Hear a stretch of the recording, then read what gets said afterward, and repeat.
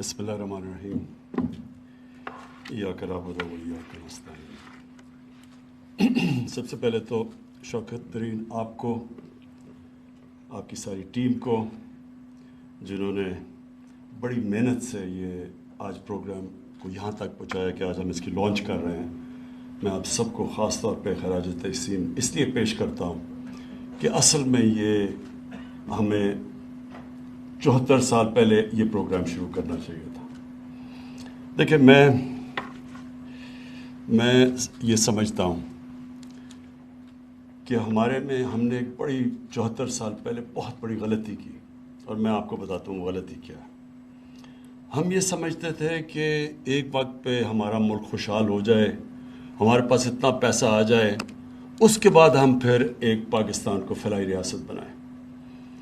اور یہ جو سوچ ہے نا کہ پہلے پیسہ اکٹھا ہوگا، پہلے ملک میں سرپلس ہوگا، ہمارے پاس پیسہ ہوگا، پھر وہ ہم غریبوں کی طرف لگائیں گے، میں یہ سمجھتا ہوں کہ یہ فنڈامنٹلی غلط فیصلے تھے۔ دیکھیں، مدینہ کی ریاست کی میں کیوں بات کرتا ہوں؟ کیونکہ وہ دنیا کی تاریخ کا سب سے کامیاب ماڈل تھا، اور ماڈل کی کامیابی ہوتی ہے جو اس کے ریزلٹس دیتے ہیں۔ تو وہ جو فینومینا ہوا تھا مدینہ کی ریاست کے بعد، یہ ایک تاریخ کا حصہ ہے، یہ کوئی فینٹیسی نہیں ہے یا یہ کوئی میتھولوجی نہیں ہے، یہ فیکٹس اور فگرز ہیں ہسٹوریکل، کہ ایک سویلائزیشن جس کی حیثیت نہیں تھی وہ ایک دم رائز کیا اور اس نے دنیا کی امامت کی، اور 1000 سال تک دنیا کا پریمیئر سویلائزیشن رہا۔ تو مدینہ کی ریاست کیوں اللہ ہمیں کہتا ہے کہ نبی صلی اللہ علیہ وسلم کی سنت پہ چلو، ان کی شریعہ پہ چلو؟ کیوں کہتا ہے؟ ہماری بہتری کے لیے کہتا ہے۔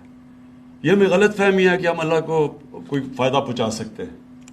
تو وہ اس لیے ہمیں کہتا ہے کہ اگر آپ ان کے کیریکٹر کو فالو کریں گے تو کہ انسان کا کیریکٹر اوپر چلا جائے گا اور وہ ایک عظیم انسان بن جائے گا، اور اگر آپ ان کی جو انہوں نے ریاست بنائی تھی اس کے اصولوں پہ چلیں گے، آپ کی ریاست اٹھ جائے گی۔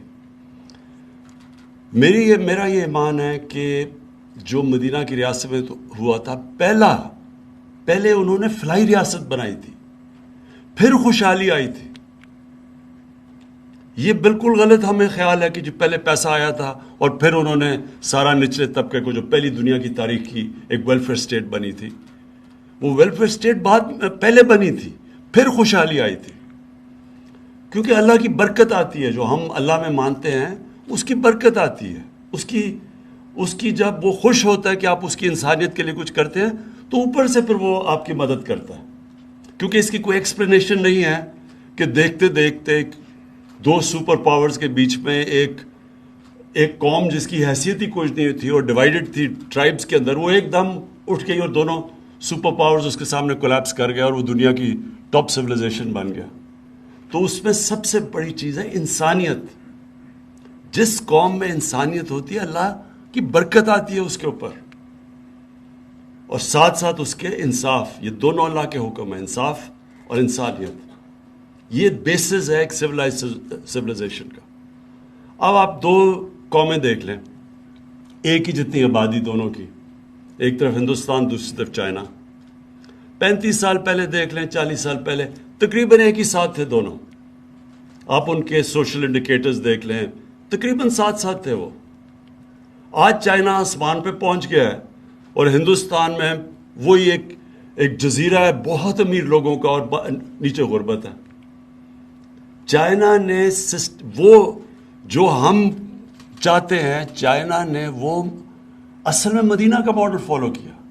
انہوں نے نیچے سے طبقے کو اوپر اٹھایا، اور چائنا جب گیا تو انہوں نے باقاعدہ بتایا کیا سٹیپس لیے گئے کہ انہوں نے اپنے نچلی طبقے کو کس طرح اوپر اٹھایا، کیسے پاورٹی ایلیویشن میں کیا، اور پھر کیسے انہوں نے ان لوگوں کو باقاعدہ پروگرامز بنا کے 10 سال 15 سال 20 سال کے پروگرامز بنا کے انہوں نے اپنے نچلے طبقے کو اوپر اٹھایا، اور وہ چیز کی جو دنیا کی تاریخ میں کبھی کسی نے نہیں کی، یعنی جن نمبرز میں انہوں نے لوگوں سے غربت سے نکالا، اور پھر ابھی شی جن پنگ نے اناؤنس کیا کہ ہم نے ایکسٹریم پاورٹی ختم کر دی. تو آپ وہی دیکھ لیں کہ ہندوستان آج کدھر ہے اور وہ چائنا کدھر پہنچ گیا.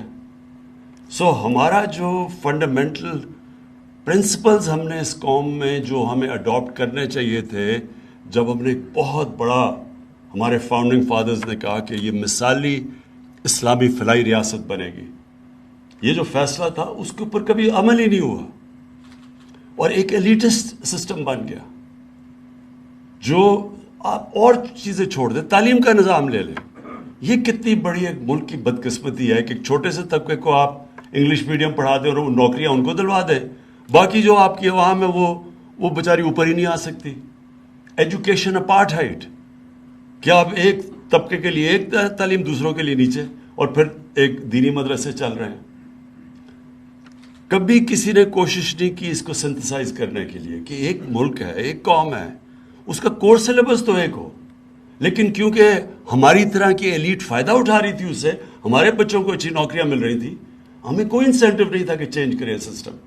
کیونکہ نیچے جو، اور پھر نیچے سے جو اوپر آتا تھا، جو لوگ اردو میڈیم سے پڑھ کے ایونچولی اپنی زندگی بہتر کر لی، وہ اپنے بچے انگلش میڈیم میں بھیج دیتے تھے. ان کو بھی جب وہ پارلیمنٹ میں بھی آ جاتے تھے، وہ ادھر پہنچ جاتے تھے جدھر وہ فیصلے کر سکتے تھے، تب بھی انہوں نے وہ سسٹم نہیں چینج کیا، کیونکہ وہ پھر بینیفیشری بن گئے اس ایلیٹس سسٹم کے. اور اس لیے میں شفقت آپ کو خاص طور پہ یہ خراج تحسین پیش کرتا ہوں، جو پہلی دفعہ پاکستان کی تاریخ میں ہم نے اب یہ بڑا مشکل اٹیمپٹ کیا چینج کرنے کا یہ سسٹم، کہ ہم نے ایک کورس سلیبس ایک بنایا. اور کتنی آوازیں آ رہی ہیں اس کو آبجیکٹ کرنے کے لیے. شرم نہیں آتی ان لوگوں کو کہ آپ کو پتہ ہے کہ ناانصافی کا سسٹم ہے، اس کے بعد بھی کامنٹ کہہ رہے ہیں جی پیچھے لے کے جا رہے ہیں لوگوں کو. یعنی کہ سمجھ نہیں آئے کہ پیچھے کیسے جا رہے ہیں. اگر آپ ساروں کو لیول پلینگ فیلڈ دیں گے کہ وہ بھی انگریزی سیکھیں تو پیچھے کیسے جا رہے ہیں. دوسری چیز جو شوکت نے بات کی کہ ہمارا جو سسٹم بن چکا ہے وہ سارا ایلیٹ کے لیے بن چکا ہے. قرضے ہیں تو پیسے والے لوگوں کے لیے، گھر بنائیں گے تو پیسے والے لوگوں میں ہونی چاہیے، تعلیم پیسے والے، انصاف کا نظام صرف پیسے والے لوگوں کے لیے. ایک غریب آدمی اور ایک طاقتور کا مقابلہ ہو جائے عدالت میں، وہ کبھی غریب جیت ہی نہیں سکتا، اس کو انصاف ہی نہیں مل سکتا. سو سارا سسٹم کیٹر کرتا ہے چھوٹے سے لوگوں کو. یہ کبھی معاشرہ اوپر نہیں جا سکتا جب تک ہم فنڈامنٹلی ہمارا مائنڈ سیٹ چینج نہیں ہوتا. معاشرہ اوپر نہیں جا سکتا. میں بڑا سوچتا تھا کہ 1700s میں، 1700 میں ہندوستان کا جو جی ڈی پی تھا وہ 24% تھا دنیا کا. تو میں سوچتا تھا کہ یہ کیسے پیچھے رہ گیا. تو ایک برنیئر ہے جو 1650s میں جو شاہ جہان کے کورٹ میں جاتا ہے اور وہ فزیشین بن جاتا ہے وہاں. تو اس کی ڈائریز ہیں کہ وہ کورٹ کی لائف کیا تھی. تو اس میں بڑی زبردست انسائٹ ملتی ہے کہ ہم کیوں پیچھے چلے گئے. اس وقت سپر پاور تھے مغل، دنیا کی سپر پاور مانے جاتے تھے وہ. تو وہ جب وہ ڈسکرائب کرتا ہے وہاں کی دنیا اور پھر وہ کمپیئر کرتا ہے کہ فرانس میں کیا ہو رہا ہے اور وہ فرانس میں کیا حالات تھے اور ادھر کیا حالات تھے ہندوستان میں. تو پہلے تو وہ بادشاہ کا بتاتا ہے کہ اس کے پاس جس طرح کے جو وسائل تھے، پیسے تھے، ہیرے، جیولری، سب کچھ، کہتا وہ مقابلہ ہی نہیں کر سکتا تھا فرانس سے، ان کا بادشاہ. یعنی جس طرح کی وہ امیری تھی اس کے بادشاہ، مغل بادشاہ، پھر اس کے پرنسز تھے، پھر ان کا سارا. لیکن اس نے جو اصل بات کی، اس نے کہا جب میں دلی میں جاتا تھا اور میں اس کو کمپیئر کرتا تھا پیرس سے، تو پیرس میں جب آپ سڑک پہ پھرتے تھے تو 7 ایسے لوگ ہوتے تھے جن کے کپڑے اچھے ہوتے تھے اور 3 ہوتے تھے جو کہ غریب ہوتے تھے. لیکن کہتا ہے جب میں دلی کی سڑک میں پھرتا تھا تو 6 ایسے لوگ ہوتے تھے جن کے کپڑے پھٹے ہوئے اور جو غریب ہوتے تھے، اور صرف 3 یا 4 ہوتے تھے جن کے اچھے کپڑے تھے. تو بیسکلی جب ایک انیکوالٹی ہوتی ہے سوسائٹی میں، یہ بیسز ہوتا ہے اس کا نیچے جانے کا.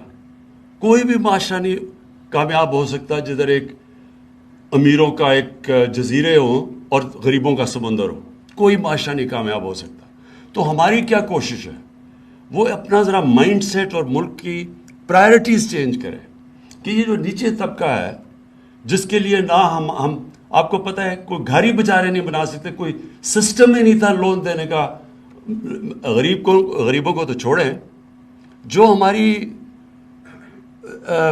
پروفیشنل کلاسز ہیں, غریب جو ہمارے لوور مڈل کلاسز ہیں, جو مڈل کلاسز ہیں, وہ بھی گھر نہیں بنا. کیش ہے تو گھر بناؤ. یا کوئی سسٹم ہی نہیں تھا ہاؤس فائنینسنگ کا. اور پھر جب ہم نے یہ کیا اور بڑی مشکلوں سے بڑی دیر لگی رکاوٹیں دور کرتے کرتے کہ کیوں نہیں فائنینس جا رہا نیچے, تو ہم نے پھر ریئلائز کیا فائنلی جب تیار بھی ہو گیا سسٹم, ہم نے قانون بھی وہ فوکلوجر لا کا جو قانون تھا وہ جو پھنسا ہوا تھا بڑی دیر سے, وہ بھی کسی نے کوشش کی کہ اس کو وہ اسٹے آرڈر ختم کرنے کے لیے. تو جب ہو بھی گیا پھر بھی جو ہمارے بینکس تھے ان کے پاس انفراسٹرکچر ہی, ان کی ٹریننگ ہی نہیں تھی چھوٹے لوگوں کو قرضے دینے کے لیے. تو وہ چھوٹے لوگوں کو قرضے نہیں ملتے تھے. ہم نے پھر جب ریویو کرتے تھے تو اس لیے یہ بڑا زبردست آئیڈیا, اور شوکت ترین آپ کی اس لیے کیونکہ بینکنگ میں آپ کا ایکسپیرئنس تھا, تو اس لیے پھر یہ جو مائکرو فائنانس کی طرف آئے. اور جس طرح قوت کا بڑا زبردست ان کی تجربہ اور ایکسپیرئنس ہے, تو بجائے ہم نے ریئلائز کیا کہ بینکس جب تک سیکھیں گے چھوٹے لوگوں کو قرضے دینے میں تب تک تو ہمارے 5 سال بھی پورے ہو جائیں گے. تب ہم نے پھر سوچا کہ ہم مائکرو فائنانس کمپنیز کو لے کے جو شوکت ترین کا آئیڈیا تھا. اور اب انشاءاللہ یہ جو کامیاب پاکستان ہے, یہ ایک لینڈ مارک پاکستان کی تاریخ میں ایک ایسا پروگرام یہ شروع کر رہے ہیں ہم, جو میں سمجھتا ہوں کہ خیر کامیابی تو اللہ دیتا ہے, کوشش انسان کی ہے. کہ میں یہ سمجھتا ہوں کہ جب آپ اس طرف لگ جائیں جدھر عام آدمی کی زندگی آپ بہتر کریں, جدھر غریب آدمی کی دعائیں لگیں, تو اسی معاشرے میں اللہ کی برکت آتی ہے. میں صرف اپنا تجربہ آپ کو شوکت خانم کا بتا دوں کہ ہم نے جب میرا صرف شوکت خانم بنانے کا صرف مقصد ایک تھا کہ غریب آدمی چھوڑیں, 95% 90% پاکستانی کینسر کا علاج نہیں کروا سکتے کیونکہ سب سے مہنگا علاج ہے. تو وہ میں نے تب سوچا کہ غریب آدمی, اگر ہم پیسے والے لوگوں کے لیے اتنا مہنگا علاج ہے تو غریب آدمی کے لیے تو امپاسبل ہے. تو شوکت خانم کا بیسس وہ تھا. اب یہ سوچیں کہ جب وہ ہاسپٹل بنا تو ہمیں سب نے کہا کہ غریب کا ایک پہلے ہی بڑا مشکل ہوتا ہے, کینسر ہاسپٹل کے جو ایکسپنسز جو چلانا اس کا رننگ کاسٹ سب سے زیادہ ہوتے ہیں. تو اگر آپ غریب کا مفت علاج کریں گے تو ہاسپٹل چلے گا ہی نہیں. تو ہمارے جو باہر سے بھی ایڈوائز, اپنے باہر سے ایڈمنسٹریٹر منگوایا, اس نے بھی یہ کہا کہ اگر آپ نے 5% سے زیادہ لوگوں کا مفت علاج کیا بند ہو جائے گا ہاسپٹل. اور وہ پھر ہاسپٹل نے میرا یہ جو ایمان پکا کیا کہ جب آپ غریب کے لیے, اور ہم کھڑے رہے, ہم نے وہی کیا کہ 70% کا مفت علاج ہوگا. تو یہ دنیا میں کوئی ایک پرائیویٹ کینسر ہاسپٹل نہیں جو 70% مریضوں کا مفت علاج کرتا ہے, کوئی نہیں ہے دنیا میں ایسا. اور جب ہم نے کیا تو جو یہ میں صرف آپ کو فگر دینا چاہتا ہوں کہ جو 70 کروڑ میں ہاسپٹل بنتا ہے وہ آج غریبوں کا 9 ارب روپے کا مفت علاج ہوتا ہے ہر سال, 9 ارب روپے کا. لیکن ہر سال پچھلے سال سے زیادہ پیسہ آ جاتا ہے. یعنی یہی قوم پیسے دیتی ہے جو 70 کروڑ کا ہاسپٹل تھا جس نے کہا چلے گا ہی نہیں اگر آپ نے 5% سے زیادہ کیا, وہاں 70 سے بھی 75% کا مفت علاج ہوتا ہے. لیکن ہر سال پچھلے سال سے پیسہ زیادہ آتا ہے. تو اگر میں یہ کہوں کہ میں کوئی دنیا کا مارکیٹنگ جینیس ہوں کہ یہ میں کدھر سے پیسے لیا, یہ نہیں ہے. یہ اللہ کی برکت آتی ہے. غریب کی وہ آواز سنتا ہے, اس کی تکلیف میں اس کی دعائیں سنتا ہے. اور یہ ہم نے فنڈامنٹل غلطی کی ہے پاکستان میں.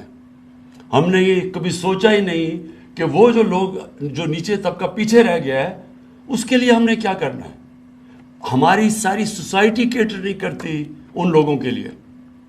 ہماری یہ ملک میں سب سے زیادہ جنراسٹی ہے, یہ سب سے زیادہ خیرات دیتا ہے ملک. لوگ دیتے ہیں. لیکن گورنمنٹ جس کو لیڈ کرنا چاہیے تھا وہ سارے سسٹمز ہی بن چکے ہیں ایلیٹ کے لیے. سب کچھ پاکستان میں ہمارا سارا سسٹم صرف ایک چھوٹے سے ایلیٹ کو کیٹر کرتا ہے. اور جب آپ یہ چینج لے کے آتے ہیں تو بڑی ریزسٹنس آ جاتی ہے اس کے اوپر. تو یہ میں تو سرپرائز نہیں ہوں کہ انہوں نے بڑا کہا آپ کو کہ جی یہ نہیں ہو سکتا. ہمیشہ جب آپ یہ چیز کریں گے تو لوگ کہیں گے یہ نہیں ہو سکتا. یہ انشاءاللہ یہ بڑی محنت سے آپ تک یہاں پہنچے ہیں. انشاءاللہ یہ کامیابی سے چلے گا. آپ کو پرابلمز آئیں گے. آپ کے پاس پوری ایک کمیٹی مانیٹرنگ کرنے کے لیے بیٹھی ہونی چاہیے جو کانسٹنٹلی ایویلویٹ کرے کہ کس طرح کے پرابلمز آ رہے ہیں. پرابلمز آئیں گے آپ کو, لیکن آپ کو اس میں بہت اللہ کی برکت آئے گی جس کی وجہ سے یہ کامیاب ہوگا. میں صرف یہ کہہ دوں کہ اس وقت جب لوگوں کو مشکل ہے اور مہنگائی کی وجہ سے ہمیں پتہ ہے کہ نیچے لوگوں کو تکلیف ہے, لیکن میں لوگوں کو صرف یہ بتانا چاہتا ہوں کہ گورنمنٹ اپنی پوری کوشش کر رہی ہے کہ نچلے طبقے کو ہماری تکلیف نہ ہو اس ٹائم پہ جب کہ چیزیں مہنگی ہیں. تو میں صرف یہ بتا دوں کہ دنیا میں تیل کی قیمت پچھلے چند مہینوں میں 100% بڑھی ہے. پاکستان میں ہم نے صرف 22% بڑھائی ہے. اس وقت پاکستان سوائے وہ ملک جو 19 ملک ہیں جدھر تیل خود اسی یعنی جو ادھر سے تیل نکلتا ہے جن کو امپورٹ نہیں کرنا پڑتا, سوائے ان کے علاوہ پاکستان میں اس وقت سب سے کم قیمت پہ ہم ڈیزل اور پیٹرول بیچ رہے ہیں کیونکہ ہم نے صرف 22% بڑھائے ہیں. گندم 37% دنیا میں اس کی قیمت بڑھی ہے. یہ جو سارا کرنچ آیا ہے کووڈ کی وجہ سے دنیا میں جب سپلائی لائنز افیکٹ ہوئی ہیں تو اس وقت 37%. پاکستان میں ہم نے صرف 12% بڑھائی ہے. چینی دنیا میں 40% اس کی قیمت اوپر گئی ہے. پاکستان میں ہم نے صرف 21% بڑھائی ہے. اور یہ وہ ملک جو پہلے ہمیں کافی پریشر ہمارے اوپر فسکل ڈیفیسٹ کے, اور آپ کو پتہ ہے کہ جو ملک میں ہمارے ڈیفیسٹس ہیں اور جو قرضے چڑھے ہوئے ہیں, اس کے باوجود ہم نے اپنی طرف سے پورے کم سے کم امپیکٹ ڈالا ہے نچلے لوگوں کے اوپر. میں صرف آپ کو یہ بتا دوں کہ ہم نے سیلز ٹیکس اور پیٹرولیم کی جو لیوی ہے اگر ہم اس کو نیچے نہ لے کے آتے, کیونکہ ہمارا اس لیے سستا ہے ہمارا کیونکہ ہم نے اب سیلز ٹیکس بھی پورا نیچے لے آئے پیٹرول پہ اور ڈیزل پہ, اور لیوی بھی نیچے لے آئے ہیں. اگر ہم یہ نہ نیچے لے کے آتے تو ایک سال میں گورنمنٹ کو 400 ارب روپے کا فائدہ تھا. تو ہم نے یہ نیچے لا کے, جو ہندوستان میں اس وقت دگنا ہے ہمارے سے پیٹرول اور ڈیزل, تو وہ کیوں دگنا ہے کیونکہ انہوں نے اپنی لیویز نہیں کم کی, تو ہمیں ایک سال میں 400 ارب روپے کا ہمیں نقصان کیا صرف تاکہ لوگوں کے اوپر بوجھ نہ پڑے. میں اس لیے یہ کہہ رہا ہوں کہ یہ بڑا ظاہر ہے لوگوں کو تکلیف ہے کہ قیمتیں بڑھ گئی, ہمیں پتہ سب کو, لیکن ہم نے اپنی طرف سے پوری کوشش کی ہے کہ نچلے طبقے کے اوپر کم سے کم امپیکٹ جائے. اور انشاءاللہ اب آنے والے دنوں میں ہم احساس کا اپنا ٹارگیٹڈ سبسڈیز کا پروگرام لے کے آ رہے ہیں, اور اس سے ہم نچلے ہاؤس ہولڈس کو 40% نچلے ہاؤس ہولڈس کو ڈائریکٹ سبسڈی دیں گے ان کو یہی کموڈیٹیز گندم کے اوپر اور آٹے کے اوپر اور چینی کے اوپر, اور یہ جو گھی دنیا کے اندر جو ہم امپورٹ کرتے ہیں تقریباً ہمارا 75% امپورٹ ہوتا ہے. جو پام آئل کی قیمت وہ تقریباً 80% بڑھ گئی ہے. تو وہ جو یہاں اوپر گیا تو کیونکہ امپورٹ بیسکلی امپورٹڈ انفلیشن ہے. 40 لاکھ ٹن ہم نے پچھلے سال گندم امپورٹ کی ہے. تو امپورٹڈ انفلیشن کی وجہ سے اس وقت مہنگائی ہے. ہم یہ سمجھتے ہیں کہ ایک تو ہم ٹارگیٹڈ سبسڈی سے ڈیل کریں گے, دوسرا آنے والے دنوں میں یہ جب سپلائی کا یہ جو پرابلمز کم ہوں گے تو انشاءاللہ کموڈیٹی کی قیمت دنیا میں جب نیچے آئیں گی تو پھر بھی ہمارے ملک پر بھی نیچے آ جائے گی. پھر سے میں آپ سب کو شوکت آپ کی ساری ٹیم کو جتنے بھی آپ نے یہ جو کنسلٹیشنز کر کے یہاں تک پہنچے ہیں, میں ان سب کو آج خراج تحسین پیش کرتا ہوں. شکریہ.